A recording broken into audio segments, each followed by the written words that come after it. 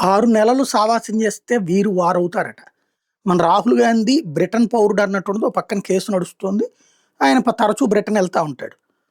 ఈ రాహుల్ గాంధీ వాళ్ళ కాంగ్రెస్ పార్టీ 2014కు ముందు ఏ బిల్ అయితే తెచ్చిందో, ఆ బిల్లు ఇప్పుడు బ్రిటన్‌లో తెస్తున్నారు. అప్పట్లో తీసుకొచ్చిందేంటది? హిందువులు ఏదన్నా సరే గుళ్ళో పూజ చేసుకోవాలన్నా, ఇంట్లో భజన చేసుకోవాలన్నా, దగ్గరలో ఉన్నటువంటి క్రిస్టియన్, దగ్గరలో ఉన్నటువంటి ముస్లిం పర్మిషన్ తీసుకోవాలా. ఎన్ఓసి నో అబ్జెక్షన్ సర్టిఫికేట్ తీసుకోవాలా. అదే ముస్లింలు గాని, క్రైస్తవులు గాని అయితే అదేమీ అక్కర్లేదు మైనారిటీలకి అన్నటువంటి చట్టం ఏదైతే తేబోయి బీజేపీ అడ్డుపట్టడం వల్ల ఆగిపోయిందో, ఇప్పుడు అట్లాంటిది పోలి ఉన్న చట్టం బ్రిటన్‌లో తీసుకొస్తున్నారు. హేట్ ముస్లిం లా.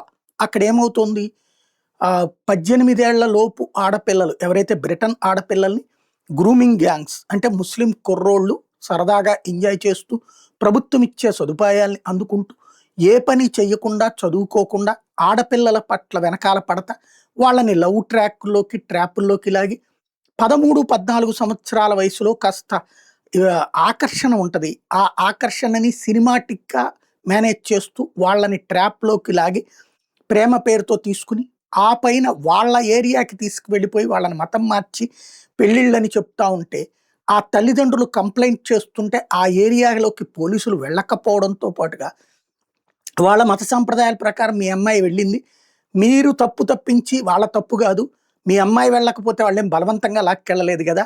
మీ అమ్మాయిని సరిగ్గా పెంచడం మీకు చేత కావట్లేదంటూ బ్రిటన్ పౌరుల్ని అడ్డుకుంటుంటే, ఆ పౌరులు ఇప్పుడు ఆగ్రహించి రగులుతాయి. ఇది ఒకప్పుడు ఉత్తరప్రదేశ్‌లో, బీహార్‌లో ఇట్లాంటి పరిస్థితులే ఉండేయన్నమాట.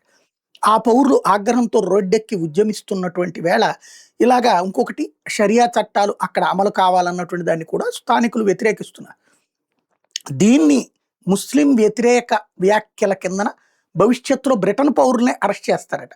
ముస్లింలకి వ్యతిరేకంగా ఏదన్నా మాట్లాడితే ఈ చట్టాలు, ఈ షరియా గురించినో ఏదైనా మాట్లాడితే అరెస్టులు చేసేటటువంటి చట్టాన్ని తీసుకురాబోతున్నట్టు కీర్ స్టార్మర్ ప్రభుత్వం ప్రకటించేటప్పటికి పెద్ద ఎత్తున ఆగ్రహావేశాలు వ్యక్తమవుతున్నాయి. ఇదే జరిగితే ఇక క్రిస్టియన్ కంట్రీ కాస్త ముస్లిం కంట్రీగా మారుతుంది. ఆల్రెడీ ఇంతకుముందే మనం చెప్పుకున్నాం 2050 కల్లా ఇస్లామిక్ కంట్రీగా బ్రిటన్ మారబోతుంది.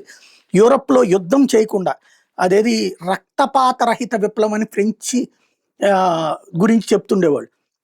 అలాగా రక్తపాత రహిత, యుద్ధ రహిత ఇస్లామిక్ కంట్రీ కింద అది మారబోతోంది.